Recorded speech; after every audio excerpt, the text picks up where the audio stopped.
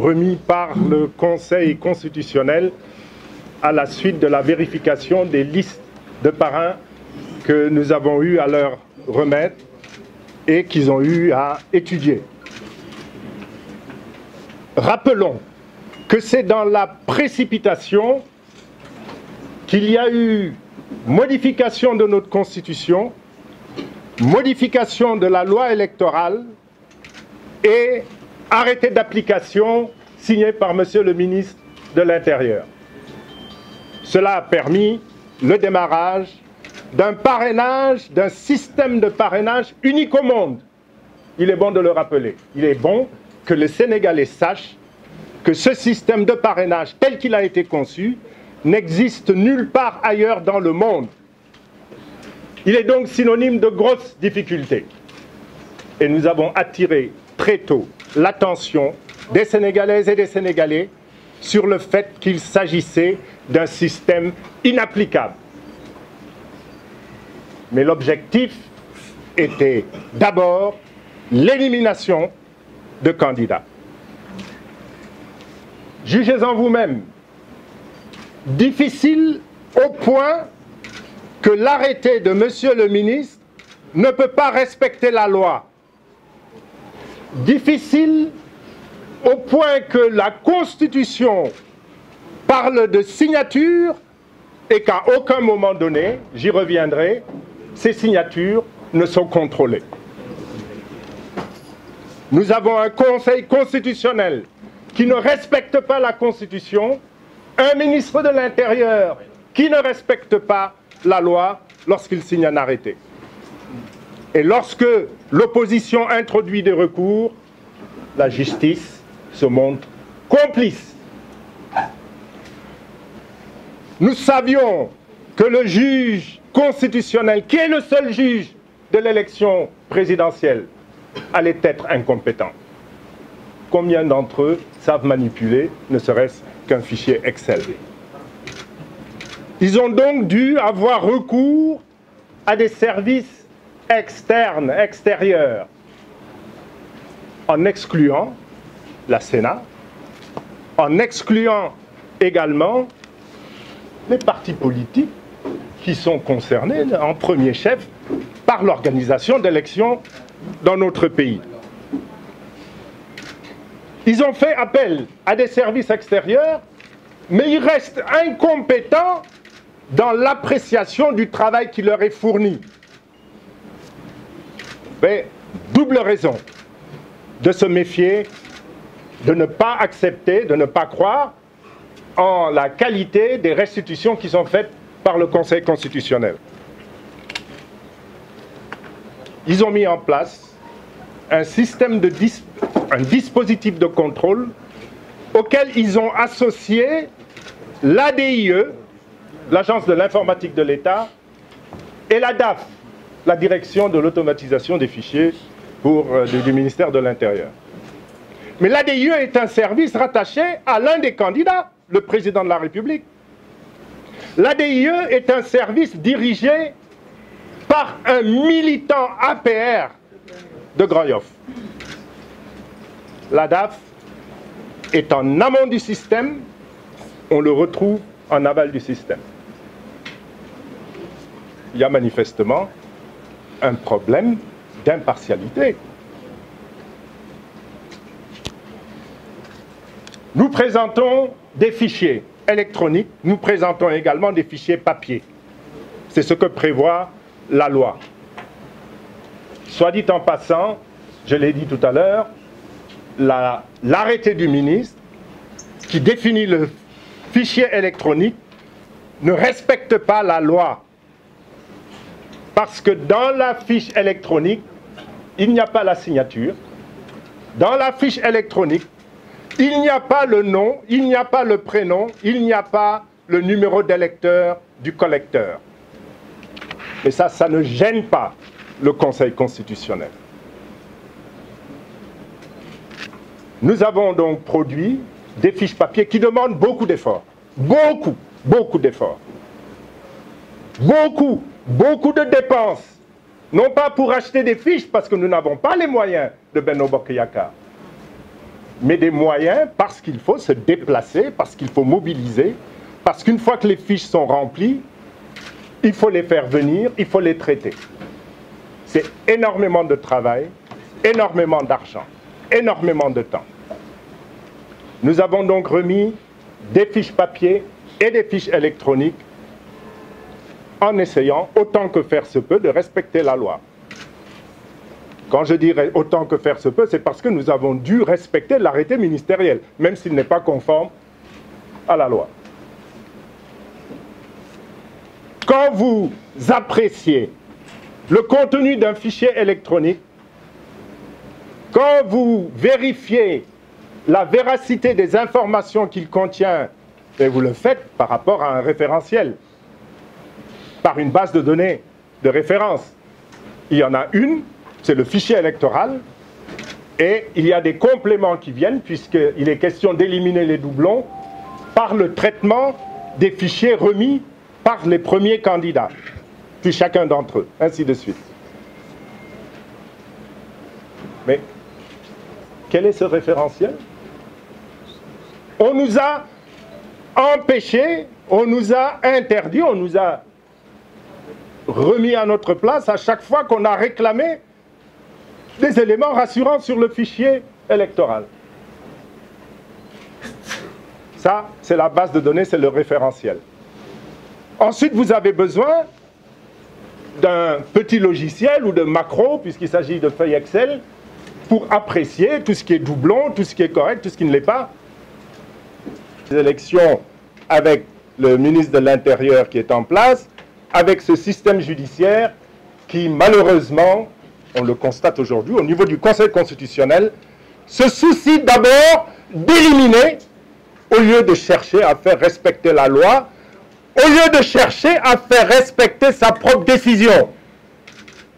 Et concernant cette décision du Conseil constitutionnel, il faut quand même souligner qu'il y a eu précipitation pour changer la Constitution, il y a eu précipitation pour changer le code électoral, il y a eu précipitation pour prendre l'arrêté ministériel, et tout d'un coup, calme plat, le dispositif de contrôle que devait mettre en place le Conseil constitutionnel, eh bien, il a été oublié. Il a fallu que nous écrivions le 30 novembre pour qu'enfin on nous dise « Non, non, ça a été fait. C'est signé depuis le 23 novembre. C'est une des décisions du Conseil constitutionnel. » Eh bien, on va vous démontrer que ce Conseil constitutionnel ne respecte même pas sa propre décision.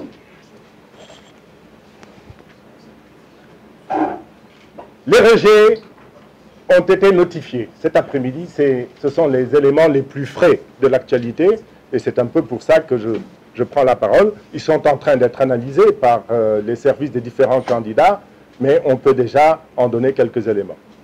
Il y a ce qu'on appelle les doublons externes. Un doublon externe, c'est un doublon avec une autre liste. Celui qui a présenté le premier nom du parrain garde ce nom, celui qui vient après le perd. Nous avons reçu, tenez-vous bien, la liste des doublons soi-disant externes sans précision de la liste dans laquelle ce nom se trouvait. C'est-à-dire qu'il n'y a pas de preuve de doublon.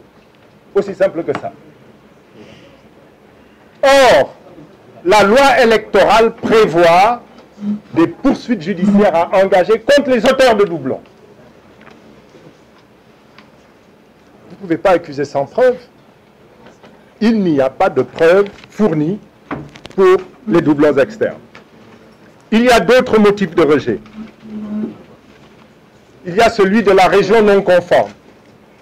Tenez-vous bien. Vous avez un électeur sénégalais, citoyen sénégalais, puisqu'il est électeur sénégalais. Vous fournissez son numéro de carte d'identité correct, son numéro de carte d'électeur correct. On vous répond, vous êtes trompé, vous vous êtes trompé dans la région au niveau du fichier électronique. sans qu'il y ait retour vers la fiche papier, et on l'exclut. On exclut ce citoyen sénégalais et on lui refuse le droit de parrainer un candidat à la présidentielle. Vous avez aussi un cas particulièrement curieux, non inscrit au fichier électoral. Alors, je vous parlais tout à l'heure des efforts qui ont été déployés par les équipes des candidats. On leur donne des instructions. La première des instructions, c'est s'il a déjà parrainé quelqu'un, ne recueillez pas sa signature. S'il n'est pas électeur, ne recueillez pas sa signature. Et d'ailleurs, quand les fiches papier reviennent, on est obligé de les saisir. Donc, quand il n'y a pas de numéro d'électeur, on ne saisit pas, parce que c'est pas bon. Et là, on vous sort un rejet non inscrit dans le fichier électoral. Mais c'est impossible, ça. Et à moins que le Conseil constitutionnel n'accepte d'être complice, mais il lui appartient de retourner à la fiche papier pour voir ce qu'il y a dans la fiche papier. Et c'est ça qu'il a mis dans sa décision numéro 1/2018 du 23 novembre 2018. En cas de litige, en cas d'anomalie, on va vers la fiche papier.